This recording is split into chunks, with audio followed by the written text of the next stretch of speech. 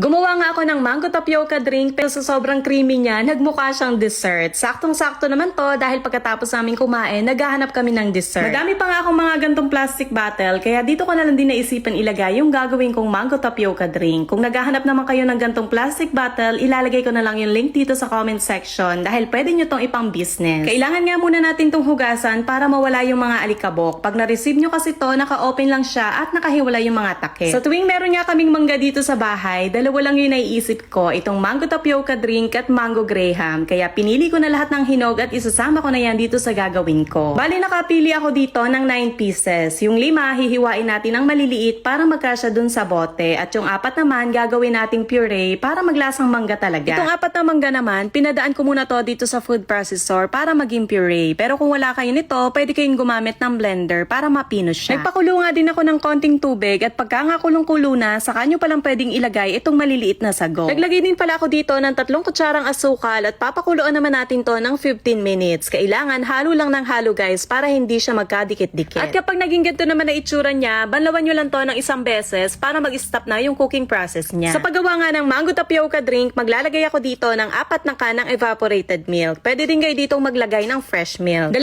pack din ng all-purpose cream at dito hindi ako naglalagay ng asukal. Itong condensed milk yung ginagawa kong sweetener. Ilagay na din natin itong mga mangga, itong chinop ko na maliliit at itong mango puree. Lahat ng nagamit ko dito ay 9 pieces na mangga. Ilagay na din natin itong maliliit na sago at kaya pala to naging creamy dahil naglagay ako dito ng 5 kutsarang Bear Brand. Lalo na kapag na-chill to, mas magiging creamy pa siya. Haluin nyo lang tong mabuti hanggang sa matunaw yung Bear Brand at pwede na natin tong isalin dito sa plastic bottle. Pero kung wala naman kayong ganto, pwede nyo tong ilagay sa malaking Tupperware. Itong takip naman niya, pag pinihit nyo to ng mahigpit, nalalak siya. Kaya pwede nyo tong ipang business. Masarap mag-stock ng mga ganto sa bahay para anytime na mag-crave ka, may madudukot ka agad sa rep at hindi mo na kailangan pang bumili sa labas. At eto naman na siya nung kinabukasan. Ayan, mas naging creamy nga siya guys dahil doon sa nilagay nating Bear Brand. Saktong-sakto lang yung tamis niya, hindi nakakaumay at hindi din masakit sa lalamunan. Gumawa nga ako ng mango tapioca drink pero sa sobrang creamy niya, nagmukha siyang dessert. Saktong-sakto naman to dahil pagkatapos namin kumain, naghahanap kami ng dessert. Madami pa nga akong mga gantong plastic bottle kaya dito ko na lang din naisipan ilagay yung gagawin kong mango tapioca drink. Kung naghahanap naman kayo ng gantong plastic bottle, ilalagay ko na lang yung link dito sa comment section dahil pwede nyo tong ipang business. Kailangan nga muna natin tong hugasan para mawala yung mga alikabok. Pag na-receive nyo kasi to, naka-open lang siya at nakahiwala yung mga takip. Sa tuwing meron nga kaming mangga dito sa bahay, dalawa lang yung naiisip ko, itong mango tapioca drink at mango graham. Kaya pinili ko na lahat ng hinog at isasama ko na yan dito sa gagawin ko. Bali nakapili ako dito ng 9 pieces. Yung 5 hihiwain natin ng maliliit para magkasya dun sa bote at yung 4 naman gagawin nating puree para maglasang mangga talaga. Itong 4 na mangga naman, pinadaan ko muna to dito sa food processor para maging puree. Pero kung wala kayo nito, pwede kayong gumamit ng blender para mapino siya. Nagpakulo nga din ako ng konting tubig at pagka nga kulong-kulo na, saka nyo palang pwedeng ilagay itong maliliit na sago. Naglagay din pala ako dito ng 3 kutsarang asukal at papakuluan naman natin to ng 15 minutes. Kailangan halo lang ng halo guys para hindi siya magkadikit-dikit. At kapag naging ganito naman na itsura niya, banlawan nyo lang to ng isang beses para mag-stop na yung cooking process niya. Sa paggawa nga ng mango tapioca drink, maglalagay ako dito ng 4 na kanang evaporated milk. Pwede din kayo ditong maglagay ng fresh milk. 2 pack din ng all-purpose cream at dito hindi ako naglalagay ng asukal. Itong condensed milk yung ginagawa kong sweetener. Ilagay na din natin itong mga mangga, itong chinop ko na maliliit at itong mango puree. Lahat ng nagamit ko dito ay 9 pieces na mangga. Ilagay na din natin itong maliliit na sago at kaya pala to naging creamy dahil naglagay ako dito ng 5 kutsarang Bear Brand. Lalo na kapag na-chill to, mas magiging creamy pa siya. Haluin nyo lang tong mabuti hanggang sa matunaw yung Bear Brand at pwede na natin tong isalin dito sa plastic bottle. Pero kung wala naman kayong ganto, pwede nyo tong ilagay sa malaking Tupperware. Itong takip naman niya, pag pinihit nyo to ng mahigpit, nalalak siya. Kaya pwede nyo tong ipang business. Masarap mag-stock ng mga ganto sa bahay para anytime na mag-crave ka, may madudukot ka agad sa rep at hindi mo na kailangan pang bumili sa labas. At eto naman na siya nung kinabukasan. Ayan, mas naging creamy nga siya guys dahil doon sa nilagay nating Bear Brand. Saktong-sakto lang yung tamis niya, hindi nakakaumay at hindi din masakit sa lalamunan.